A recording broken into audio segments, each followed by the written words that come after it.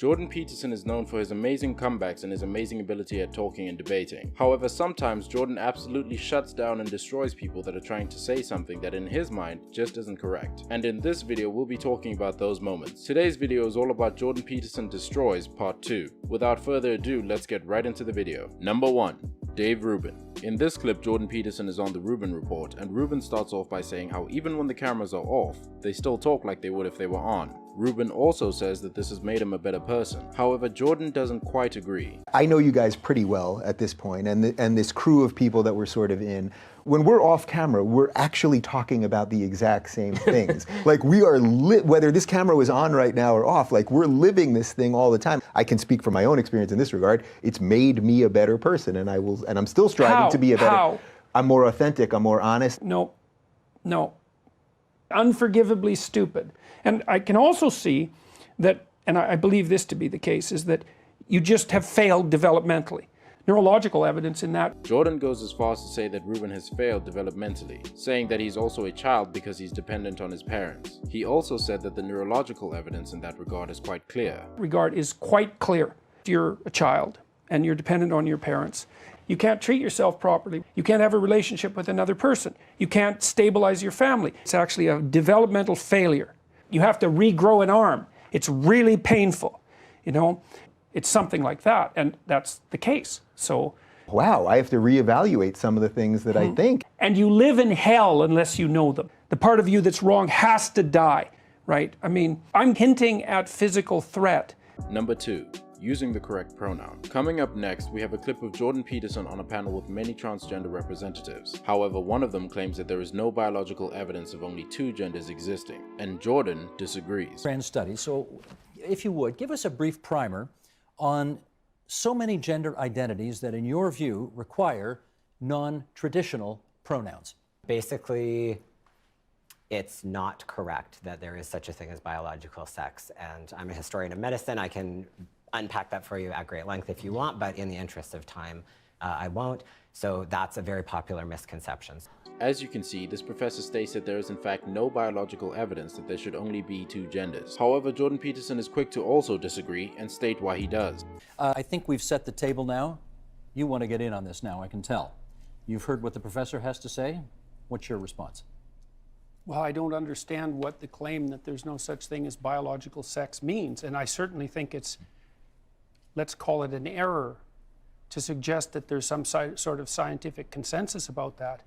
I mean, there's biological differences between males and females in animals and human beings at every level of analysis. Okay, I'm jumping in here, because what about the notion he put forward at the end there, that if you do not refer to people with the pronoun that they prefer to be referred to, that is a form, according to the Human Rights Commission, of discrimination. It's not just a form of discrimination, it's a form of hate speech. That's why I made... Number 3.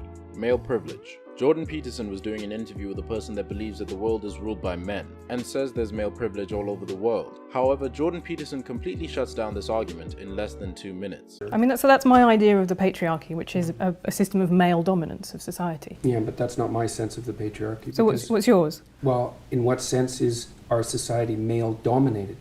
The fact that the vast majority of wealth is owned by men, the vast majority of capital is owned by men. Women do more unpaid labour. A very tiny proportion of men, and a huge proportion of people who are seriously disaffected are men. Most people in prison are men. Most people who are on the street are men. Jordan states that men also have some of the worst things happen to them, and that this person is only taking a small percentage of men and claiming that that accounts for all men. Victims of violent crime are men. Most people who commit suicide are men. Most people who die in wars are men. People who do worse in school are men. It's like, where's the dominance here precisely?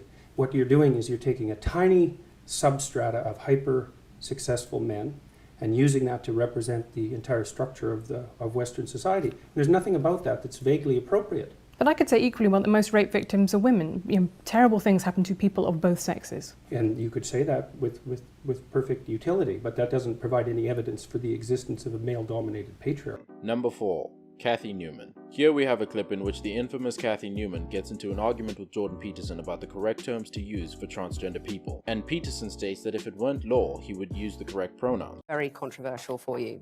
And this is you got in trouble for refusing to call trans men and women by their preferred personal pronouns. No, I want to that's ask- not actually true. I got in trouble because I said I would not follow the compelled speech dictates of the federal and provincial government. I actually never got in trouble for not calling anyone anything. Right. That didn't happen. You wouldn't follow the change of law, which was designed Not to once it was outlaw law. discrimination. No. Why Well, should that's your... what they said it was designed to do. Okay, you cite... As the debate starts to get a little more heated, Peterson and Newman start getting into a screaming battle, in which Newman asks Peterson why his freedom of speech should trump the right of a transgender person not wanting to be offended. freedom of speech in that. Why should your right to freedom of speech trump a trans person's right not to be offended? Because in order to be able to think, you have to risk being offensive. I mean, look at the conversation we're having right now. You know, like you're certainly willing to risk offending me in the pursuit of truth. Why should you have the right to do that? It's been rather uncomfortable. Well, I'm very glad I put you on the spot. Well, I'm very glad that I have exercised my freedom of speech. You get my point. It's like you're doing what you should do, which is digging a bit to see what the hell's going on. So and that is what you should do. But you're... Number 5. Justin Trudeau. In this next clip, Jordan Peterson says that Justin Trudeau had a moral duty which he didn't accomplish. He also says that Trudeau puts on a face in public because he, quote, knows how to act. You have a moral duty. If you have the advantage of a name, you have a moral duty to supersede the accomplishments of the person who bore that name and gave it its weight before you dare capitalize on it in the public sphere.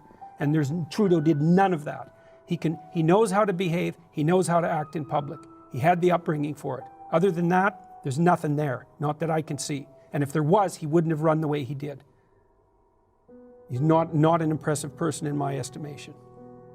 Peterson also states that Trudeau also only hired people so that he would have a more equal male to female ratio. And Peterson says that you shouldn't hire people because of their gender, but rather because of their experience and work ethic. Some strong opinions there, strong beliefs there. When he appointed 50% of females to 50% of his cabinet because it was, what did he say?